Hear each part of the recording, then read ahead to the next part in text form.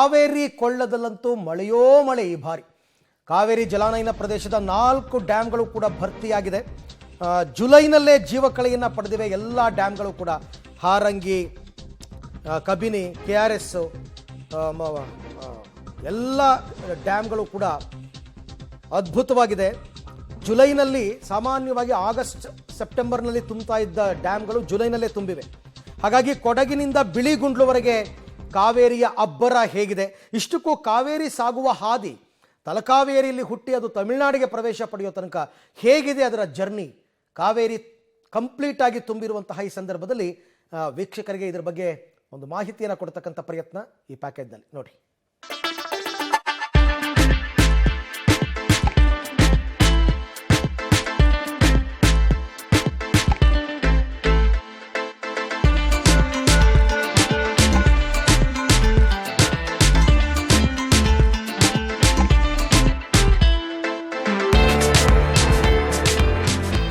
ಜೀವನದಿ, ದೇವನದಿ, ಪುಣ್ಯನದಿ.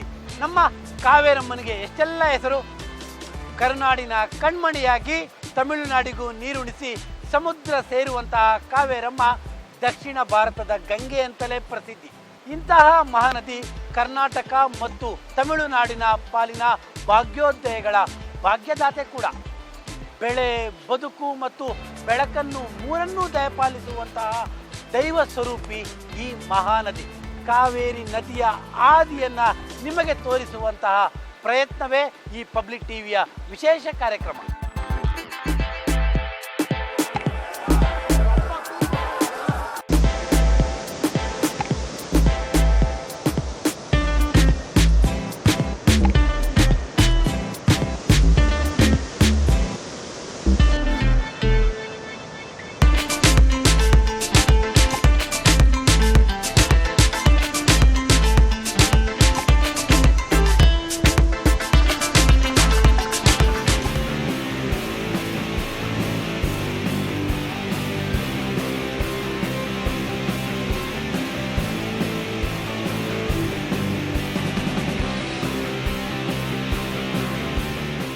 ಕನ್ನಡ ನಾಡಿನ ಜೀವನದಿ, ಅರ್ಧ ರಾಜ್ಯಕ್ಕೆ ನೀರೊದಗಿಸುವಂತಹ ಮಹಾನದಿ. ಈ ತಾಯಿ ಕೊಡಗಿನ ತಲಕಾವೇರಿಯಿಂದ ಹುಟ್ಟಿ ನಾಡಿನ ಉದ್ದಗಲಕ್ಕೂ ಕೂಡ ಕಾವೇರಿ ಜಲರೂಪಿಣಿಯಾಗಿ ಹರಿತಾಳೆ. ಸದ್ಯ ಇದೀಗ ಪಬ್ಲಿಕ್ ಟಿವಿ ತಾಯಿ ಹುಟ್ಟುವಂತಹ ಜನ್ಮ ತಾಳ್ದಂತಹ ತಲಕಾವೇರಿ ಕ್ಷೇತ್ರದಲ್ಲಿ ಈಗಿರ್ತಕ್ಕಂಥದ್ದು. ಕರ್ನಾಟಕದಿಂದ ತಮಿಳುನಾಡಿಗೂ ಕೂಡ ಹರ್ಕೊಂಡು ಸುಮಾರು ಅರಬ್ಬಿ ಸಮುದ್ರಕ್ಕೆ ಕೂಡ ಸೇರುವಂಥದ್ದು. ಒಂದಷ್ಟು ದೂರ ಗುಪ್ತಗಾಮಿನಿಯಿಂದ ಹೋಗಿ ಭಾಗಮಂಡಲ ಏನು ಹೇಳ್ತೀವಿ, ಆ ಭಾಗಮಂಡಲದ ಕ್ಷೇತ್ರದಲ್ಲಿ ಕನ್ನಿಕೆ ಮತ್ತು ಸುಜ್ಯೋತಿ ಏನಿದೆ, ಆ ಒಂದು ನದಿಗಳನ್ನೆಲ್ಲ ಸೇರಿ ಒಂದು ತ್ರಿವೇಣಿ ಸಂಗಮ ಏನು ಅಂತ ಕರಿತೀವಿ, ಅಲ್ಲಿ ಹೋಗಿ ಸೇರ್ಪಡೆ ಆಗುವಂಥದ್ದು ಕೂಡ ಇದೇ ಕಾವೇರಿ ಮಾತೆ. ಸೊ ಕಾವೇರಿ ಇಲ್ಲಿಂದ ಎಲ್ಲೆಲ್ಲೆಲ್ಲ ಹರಿದೋಗ್ತಾಳೆ, ಇದನ್ನೆಲ್ಲ ತೋರಿಸುವಂಥ ಪ್ರಯತ್ನವನ್ನು ನಿಮ್ಮ ಪಬ್ಲಿಕ್ ಟಿವಿ ಮಾಡ್ತಾ ಇದೆ.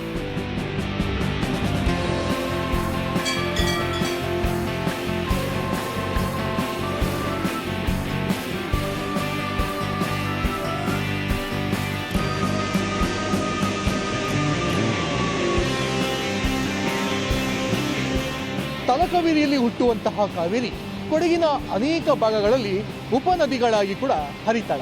ಹರಿಯುವಂತಹ ಕಾವೇರಿ ಸಾಕಷ್ಟು ವಯ್ಯಾರದಿಂದ ಬಳಕುತ್ತಾ ಕೂಡ ಸಾಗುವಂಥದ್ದು. ಇಲ್ಲಿಂದ ನಾವು ಈಗ ಹೊರಟ್ರೆ ಮುಂದೆ ಹಾರಂಗಿಯ ಹಿನ್ನೀರಿನಲ್ಲಿ ನಾವು ಕಾವೇರಿಯ ಓಡಲು ಯಾವ ರೀತಿ ಸಮೃದ್ಧಿಯಾಗಿ ಹರಿತಿದ್ದಾಳೆ, ರೈತರಿಗೆ ಯಾವ ರೀತಿ ವರದಾನ ಆಗಿ ಪರಿಣಮಿಸ್ತಾಳೆ ಅನ್ನೋದನ್ನು ಕೂಡ ನಾವಲ್ಲಿ ತೋರಿಸ್ತೇವೆ.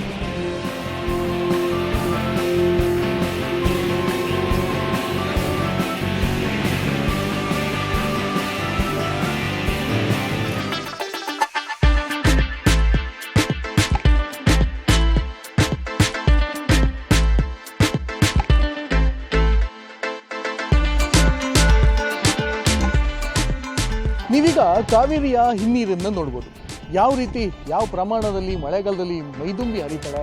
ಇಲ್ಲಿಂದ ಸುಮಾರು 8.5 TMC ಸಾಮರ್ಥ್ಯ ಇರ್ತಕ್ಕಂಥ ಹಾರಂಗಿ ಜಲಾಶಯಕ್ಕೆ ಹೋಗಿ ಅಲ್ಲಿಂದ ನೀರನ್ನು ಕಾವೇರಿ ನದಿಗೆ ಮತ್ತೊಂದೆಡೆ ಹರಿಸಲಾಗ್ತದೆ. ಹರಿಸಿದ ನಂತರ ನೇರವಾಗಿ KRSಗೆ ತಲುಪುವಂಥದ್ದು.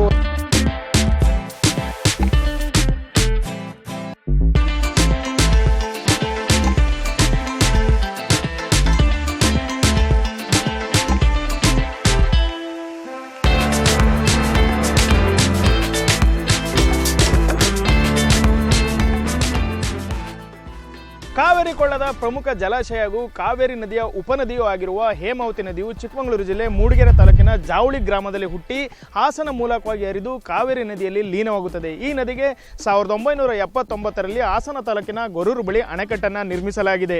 ಹಾಸನ, ಮಂಡ್ಯ, ತುಮಕೂರು ಹಾಗೂ ಸಣ್ಣ ಪ್ರಮಾಣದಲ್ಲಿ ಮೈಸೂರು ಜಿಲ್ಲೆಗಳಿಗೆ 6.5 ಲಕ್ಷ ಎಕರೆ ಪ್ರದೇಶಕ್ಕೆ ನೀರಾವರಿ ಹಾಗೂ 24 ತಾಲೂಕುಗಳ ಲಕ್ಷಾಂತರ ಜನರಿಗೆ ಕುಡಿಯುವ ನೀರನ್ನು ಒದಗಿಸುತ್ತದೆ. ಹಾಸನ ಮೂಲಕವಾಗಿ ಹರಿಯುವ ಹೇಮಾವತಿ ನದಿಯು ಮಂಡ್ಯ ಜಿಲ್ಲೆ ಕೇರ್ಪೇಟೆ ತಾಲೂಕಿನ ಅಂಬಿಗರಹಳ್ಳಿ ಬಳಿಯ ಪುರಸಂಗಮದಲ್ಲಿ ಕಾವೇರಿ ನದಿಯನ್ನು ಸಂಧಿಸುತ್ತದೆ. ಕೆಆರ್ಎಸ್ಗೆ ಪ್ರಮುಖ ನೀರಿನ ಮೂಲವು ಹೇಮಾವತಿ ನದಿಯಾಗಿರುವುದು ಗಮನಾರ್ಹ.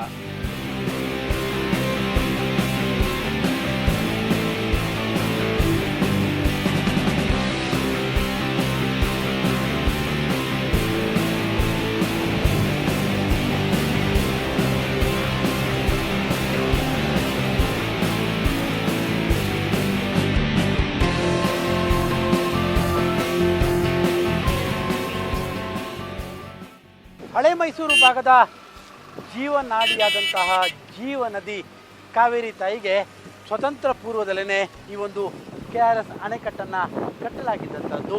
ಮೈಸೂರಿನ ಯದುವಂಶದ ನಾಲ್ವಡಿ ಮಹಾರಾಜರ ಒಂದು ಕೃಪೆಯಿಂದ, ಅವರ ಒಂದು ದೂರದೃಷ್ಟಿಯ ಫಲವಾಗಿ ಈ ಒಂದು ಅಣೆಕಟ್ಟನ್ನು ನಿರ್ಮಾಣ ಮಾಡಿದ್ದಂಥದ್ದು. ಇವತ್ತು ಲಕ್ಷಾಂತರ ಜನರ ಬದುಕಿಗೆ ಈ ಅಣೆಕಟ್ಟು ಆಸರೆಯಾಗಿದೆ. ಮುಂದೆ ಈ ನದಿ ಯಾವ್ಯಾವ ಕಡೆಗೆ ಸಾಗುತ್ತೆ, ಕಾವೇರಿ ತಾಯಿ ಯಾವ್ಯಾವ ಕಡೆಗೆ ಸಾಗುತ್ತೆ, ಯಾವ ರೀತಿಯಾಗಿ ತಮಿಳುನಾಡನ್ನ ಸೇರುತ್ತೆ, ಎಲ್ಲದನ್ನು ತೋರಿಸ್ತಾ ಹೋಗ್ತೇವೆ, ಬನ್ನಿ.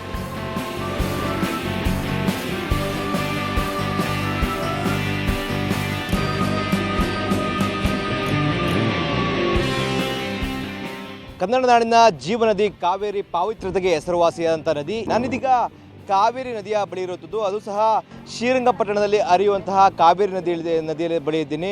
ದೃಶ್ಯದಲ್ಲಿ ಗಮನಿಸ್ತಾ ಇದ್ದೀವಿ, ವೆಲ್ಲೆಸ್ಲಿ ಸೇತುವೆ ಎದುರುಗಡೆ ಕಾಣ್ತಾ ಇದೆ. ಅದು ವೆಲ್ಲೆಸ್ಲಿ ಬ್ರಿಡ್ಜ್ ಅಂದರೆ ಕಾವೇರಿ ನದಿಗೆ ಅಡ್ಡಲಾಗಿ ಕಟ್ಟಿರುವಂಥ ವೆಲ್ಲೆಸ್ಲಿ ಬ್ರಿಡ್ಜ್ಗೂ ಕೂಡ ಐತಿಹಾಸಿಕತೆ ಇರುವಂಥದ್ದು. 1804ರಲ್ಲಿ ಕಟ್ಟಿರುವಂಥ ಬ್ರಿಡ್ಜ್. ಅಲ್ಲಿಗೆ ಸರಿಸುಮಾರು 220 ವರ್ಷಗಳು ಆಗಿರುವಂಥದ್ದು ಈ ಬ್ರಿಡ್ಜನ್ನು ಕಟ್ಟಿ. ಈಗಲೂ ಸಹ ತುಂಬ ಗಟ್ಟಿಮುಟ್ಟಾಗಿದೆ. ಆದರೆ ಹಳೆ ಸೇತುವೆ ಅನ್ನೋ ಕಾರಣಕ್ಕಾಗಿ ಹೆಚ್ಚಾಗಿ ಉಪಯೋಗಿಸ್ತಾ ಇಲ್ಲ, ಸ್ಥಳೀಯರು ಮಾತ್ರ ಆ ಒಂದು ಸೇತುವೆಯಲ್ಲಿ ಉಪಯೋಗಿಸ್ತಾರೆ. ನಾವಿದೀಗ ನೇರವಾಗಿ ಇಲ್ಲಿಂದ ಶ್ರೀರಂಗಪಟ್ಟಣದಿಂದ ಕಾವೇರಿ ಹರಿಯುವಂಥ ಸ್ಥಳಗಳಿಗೆ, ಇನ್ನಿತರ ಸ್ಥಳವೂ ಕೂಡ ಹೋಗ್ತೀವಿ. ಅಲ್ಲಿ ಹೇಗೆಲ್ಲ ಚಿತ್ರಣಗಳಿದೆ, ಅದರ ಹಿನ್ನೆಲೆಗಳೇನು ಅನ್ನೋದ್ರ ಬಗ್ಗೆ ನಾವು ತಿಳಿಸ್ಕೊಡ್ತಾ ಹೋಗ್ತೀವಿ.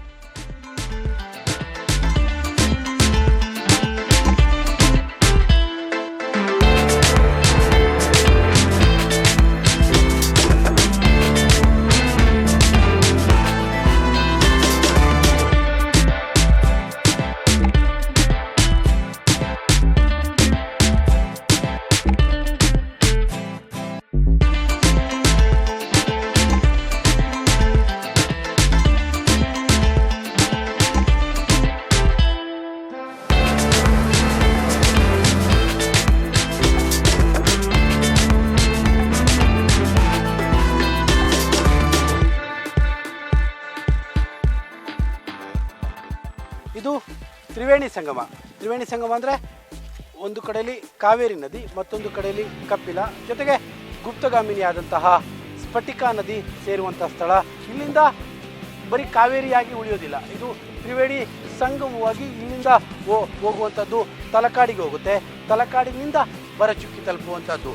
ಒಂದು ಕಡೆಯಲ್ಲಿ ಆರಂಭದಲ್ಲಿ ತಲಕಾವೇರಿಯಿಂದ ಕಾವೇರಿಯಾಗಿ ಬರುವಂತಹ ಕಾವೇರಿ ನದಿ, ಇಲ್ಲಿ ಮಾತ್ರ ಕಪಿಲೆಯನ್ನು ಕೂಡ ಜೊತೆ ಆಗುತ್ತೆ.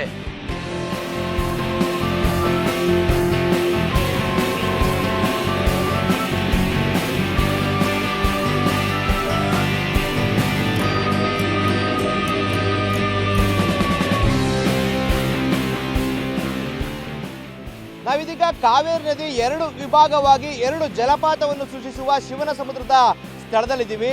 ದೃಶ್ಯದಲ್ಲಿ ಗಮನಿಸ್ತಾ ಇದ್ದೀವಿ, ಚಾಮರಾಜನಗರ ಜಿಲ್ಲೆಯ ಕೊಳ್ಳೇಗಾಲ ತಾಲೂಕಿನಲ್ಲಿ ಬರುವಂತಹ ಏನು ಶಿವನ ಸಮುದ್ರದನ್ನ ಗಮನಿಸ್ತಾ ಇರುವಂಥದ್ದು. ವಿಶಾಲವಾದಂತಹ ಪ್ರದೇಶದಲ್ಲಿ ಕಾವೇರಿ ನದಿ ಹರಿತಾ ಇದೆ. ಇಲ್ಲಿ 2 ವಿಭಾಗವಾಗಿ ಹರಿಯುವಂಥದ್ದು. ಒಂದು ಮಂಡ್ಯ ಜಿಲ್ಲೆಯ ಮಳವಳ್ಳಿ ತಾಲೂಕಿನ ಗಗನಚುಕ್ಕಿಗೆ ಒಂದು ಭಾಗವಾಗಿ ಹರಿದೋದ್ರೆ, ಮತ್ತೊಂದು ಕಡೆ ಚಾಮರಾಜನಗರ ಜಿಲ್ಲೆಯ ಕೊಳ್ಳೇಗಾಲ ತಾಲೂಕಿನ ಬರಚುಕ್ಕಿಗೆ ಒಂದು ವಿಭಾಗವಾಗಿ ಕಾವೇರಿ ನದಿ ಹರಿದು ಹೋಗುತ್ತೆ.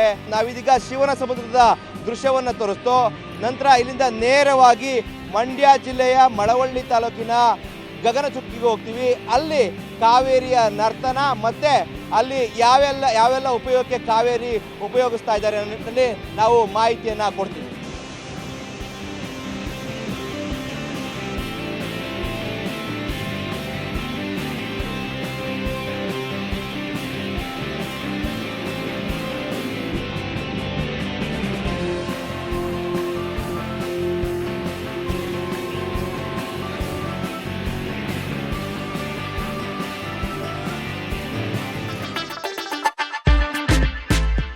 ಕಾವೇರಿ ತಾಯಿ ಜನರ ಜೀವಾಮೃತವಾಗಿದ್ದಾಳೆ, ಹಾಗೆಯೇ ಬೆಳೆಗಳಿಗೆ ನೀರನ್ನು ಸಹ ಉಳಿಸ್ತಾಳೆ. ಇದಲ್ಲದೆ ಸಹ ಜನರ ಬೆಳಕಾಗೂ ಸಹ ಕಂಗೊಳಿಸ್ತಾಳೆ. ನಾನಿದೀಗ ಶಿವನ ಸಮುದ್ರದಲ್ಲಿದ್ದೀನಿ, ಗಮನಿಸ್ತಾ ಇದ್ದೀವಿ. ಇದನ್ನ ಗಗನಚುಕ್ಕಿ ಅಂತ ಕರೆಯಲಾಗುತ್ತೆ. ಇಲ್ಲಿ 1902ರಲ್ಲಿ ಮೊದಲ ಬಾರಿಗೆ ಏಷ್ಯಾ ಖಂಡದಲ್ಲೇ ಜಲವಿದ್ಯುತ್ ಸ್ಥಾವರವನ್ನು ಸ್ಥಾಪನೆ ಮಾಡಲಾಗ್ತು. ಈ ಮೂಲಕವಾಗಿ ಈ ಭಾಗದ ಜನರಿಗೆ ವಿದ್ಯುತ್ತನ್ನ ನೀಡಲಾಗ್ತು. ಮೊದಲ ಬಾರಿಗೆ ಕೋಲಾರದ ಚಿನ್ನದ ಗಣಿಗೆ ಇದೇ ಒಂದು ಜಲಪಾತದಲ್ಲಿ ಉತ್ಪಾದನೆ ಆಗುವಂತಹ ವಿದ್ಯುತ್ತಿಂದ ಅಲ್ಲಿಗೆ ವಿದ್ಯುತ್ತನ್ನು ನೀಡಲಾಗ್ತಾ ಇತ್ತು. ಇದಾದ ಬಳಿಕವಾಗಿ 1905ರಲ್ಲಿ ಬೆಂಗಳೂರಿಗೆ ಅಂದ್ರೆ ದೇಶದ ಮೊಟ್ಟ ಮೊದಲ ನಗರಿ ವಿದ್ಯುತ್ತನ್ನು ಪಡೆದಂತ ನಗರಿ, ಅದಕ್ಕೂ ಕೂಡ ಇಲ್ಲಿಂದಲೇ ವಿದ್ಯುತ್ತನ್ನ ಸರಬರಾಜು ಮಾಡಲಾಗ್ತು. ಅದಾದ ಬಳಿಕವಾಗಿ ಬೆಂಗಳೂರು ಸೇರಿದಂತೆ ಇತರ ನಗರ ಮತ್ತೆ ಹಳ್ಳಿಗಳಿಗೂ ಕೂಡ ವಿದ್ಯುತ್ತನ್ನ ನೀಡುವಂಥದ್ದು. ಈ ಮೂಲಕವಾಗಿ ಕಾವೇರಿ ತಾಯಿ ಜನರ ಪಾಲಿನ ಆರಾಧ್ಯ ದೈವವಾಗಿದ್ದಾಳೆ. ಪರಚುಕ್ಕಿಯ ಒಂದು ವೈಭೋಗವನ್ನು ನಾನು ನೆಕ್ಸ್ಟ್ ಮುಂದೆ ಹೋಗಿ ನಾನು ವಿವರಣೆ ಮಾಡ್ತೀನಿ. ಅಲ್ಲಿನ ಸೌಂದರ್ಯದ ರಾಶಿ ಹೇಗಿದೆ ಅನ್ನೋ ನಿಟ್ಟಿನಲ್ಲಿ ನಾನು ಸಂಪೂರ್ಣವಾಗಿ ವಿವರಣೆ ನೀಡ್ತೀನಿ. ಅಲ್ಲಿಗೂ ಕೂಡ ನಾವು ಹೋಗೋಣ.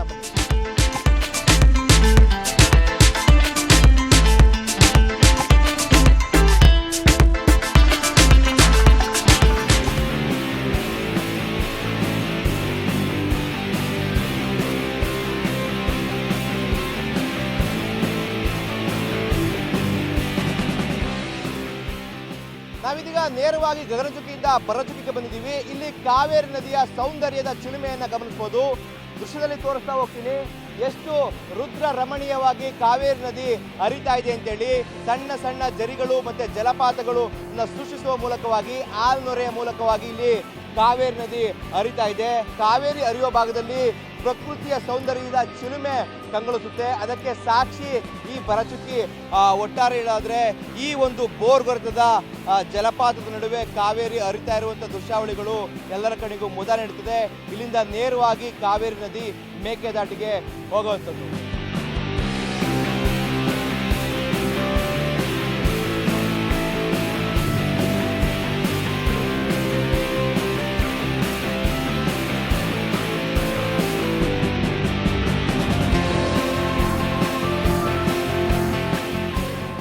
ಸದ್ಯ ನಾನಿದೀಗ ರಾಮನಗರ ಜಿಲ್ಲೆಯ ಕನಕಪುರ ತಾಲೂಕಿನ ಮೇಕೆದಾಟು ಎಂಬ ಸ್ಥಳದಲ್ಲಿದ್ದೀನಿ.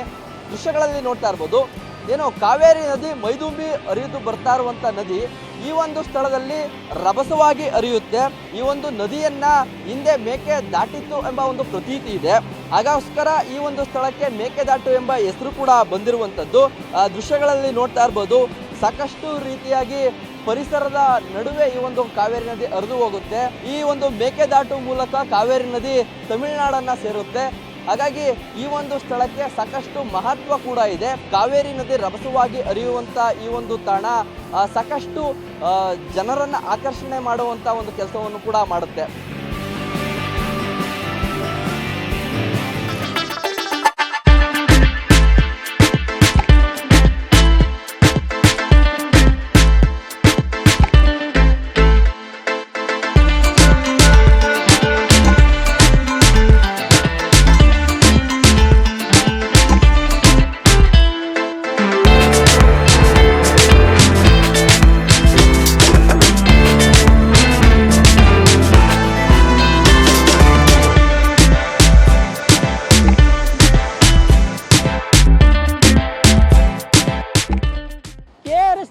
ಅಪಾರ ಪ್ರಮಾಣದ ನೀರನ್ನು ಹೊರಬಿಡಲಾಗ್ತಿದೆ. ಹಿನ್ನೆಲೆಯಲ್ಲಿ ಕಾವೇರಿ ನದಿ ನಿಜಕ್ಕೂ ಕೂಡ ಉಕ್ಕಿ ಹರಿಯುತ್ತಿದ್ದಾಳೆ ಅಂತ ಹೇಳ್ಬೋದು.